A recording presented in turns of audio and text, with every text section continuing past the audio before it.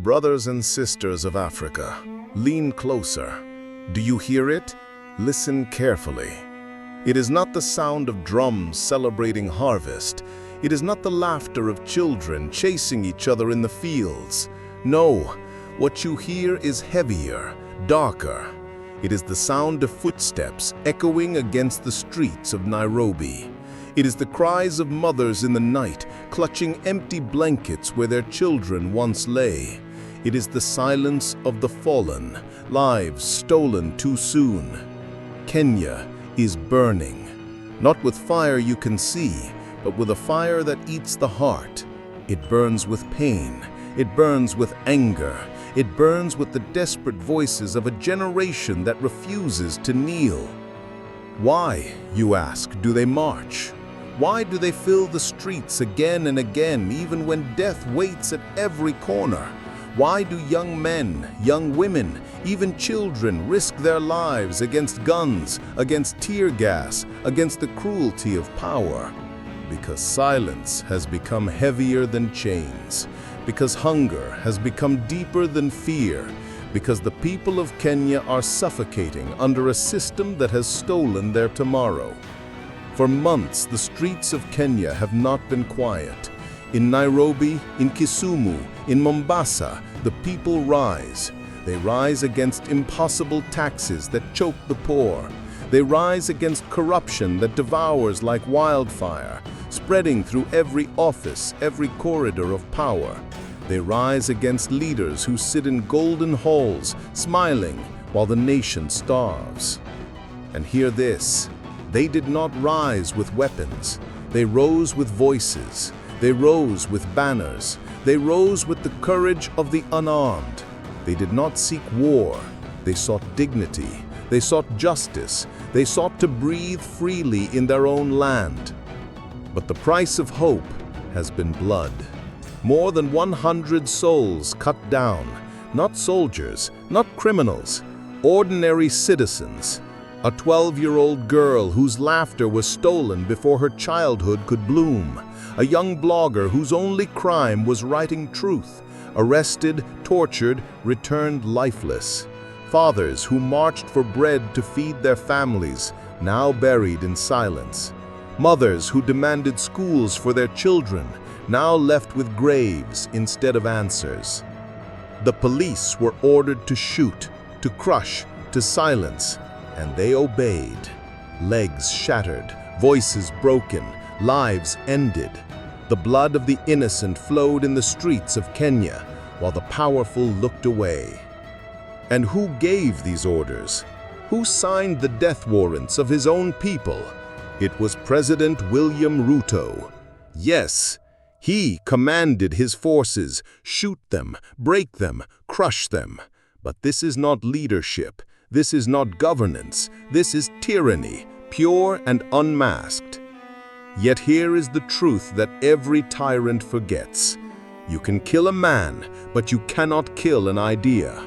You can silence one voice, but you cannot silence a generation. You can drown the streets with blood, but you cannot drown the dream of freedom.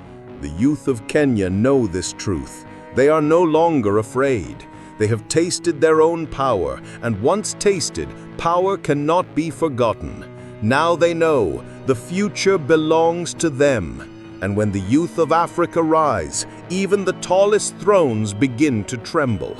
For this is not only the story of Kenya. No, this is the story of Africa. This is the cry of an entire continent carried on the wind.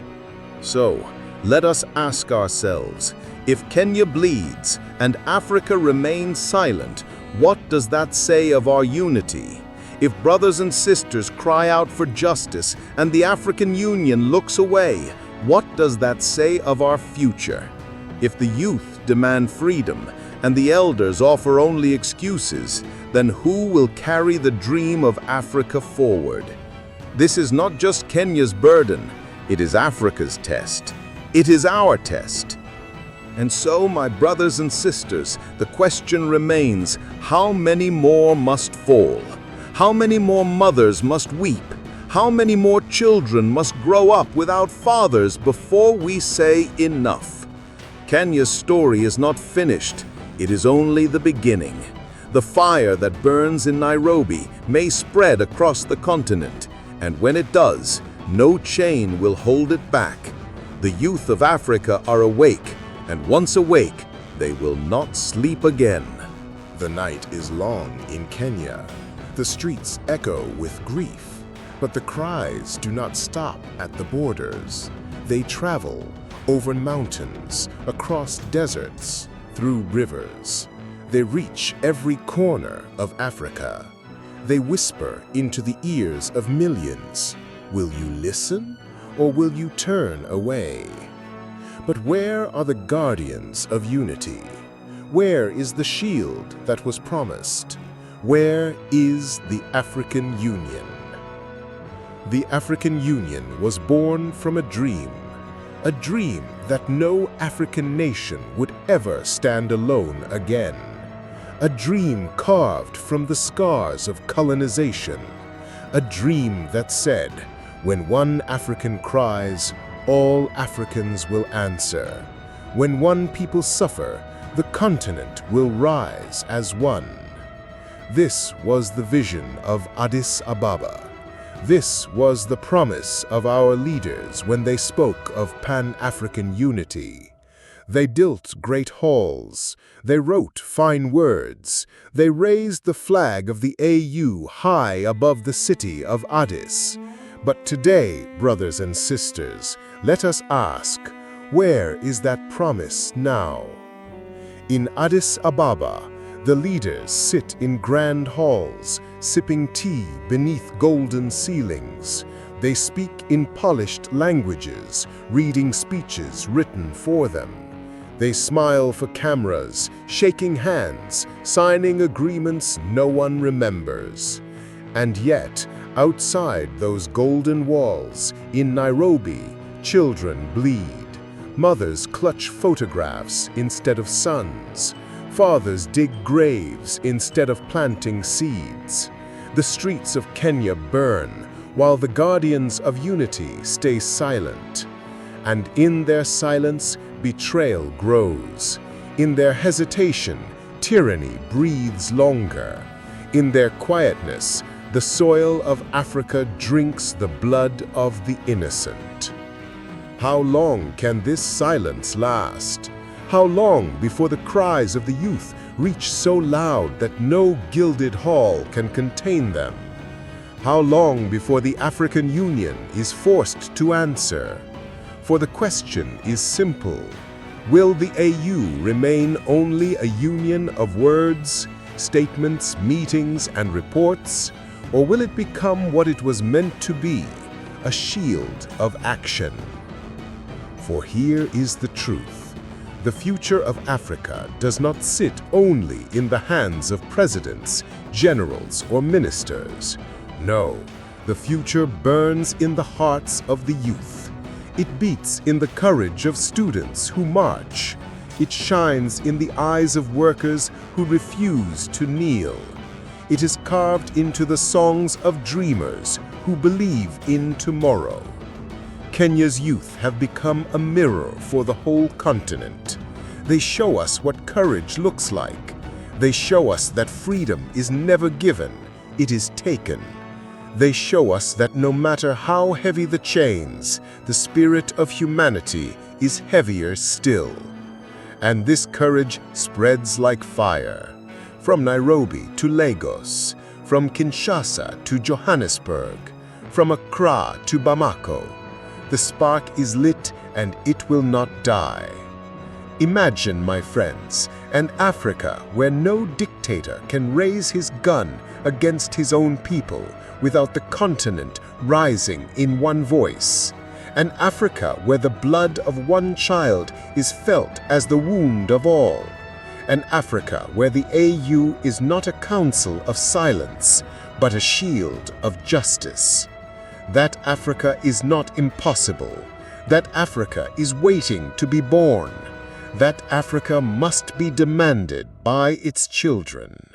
Opening, emotional recall. The tyrant believes his guns make him powerful. He believes his armored cars, his soldiers, his police are enough to silence the streets. But history whispers another truth. No empire built on fear has ever stood forever. Because true power does not come from the barrel of a gun. True power comes from unity. And when the people unite, no throne can stand against them. Listen carefully. From the alleys of Nairobi, a chant rises, "We will not kneel." From the schools, a song echoes, "We will not be silent." From the graves, the voices of the fallen whisper, "We will be free." This is not only Kenya's voice, this is Africa's voice. This is your voice, this is my voice. It is the voice of a continent that refuses to bow.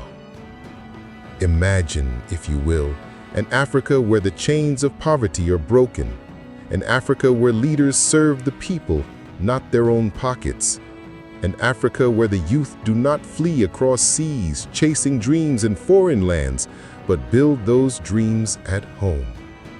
An Africa where children grow up with laughter, not with fear. An Africa where no protester dies alone because the whole continent rises for them. This is not a dream. This is a choice. And the choice begins here, with Kenya, with us, with you. The struggle of Kenya is not only Kenya's struggle. It is Africa's struggle. It is your struggle. It is my struggle. Because if one African child falls, all of Africa stumbles. But if one African child rises, all of Africa stands taller. And so the story continues. In every protest, in every chant, in every heartbeat that whispers, "We will not kneel. We will not be silent. We will be free." Yes, the tyrant still sits on his throne. Yes, the guns still point at the people. Yes, the silence of leaders is still loud. But look closer. Do you see it? The fire has spread. The youth no longer fear. The dream no longer sleeps. And once the dream is awake, it cannot be killed. Once the people are united, they cannot be defeated. And once Africa stands together, it cannot be broken.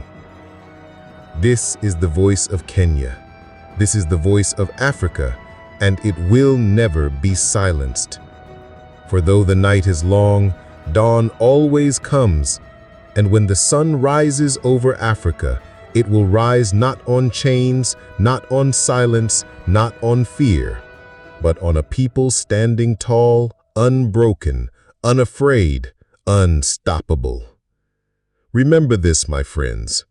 The future of Africa is not written in palaces. It is written in the streets. It is written in the chants of those who dare to dream. And so the story is not over. It has only just begun.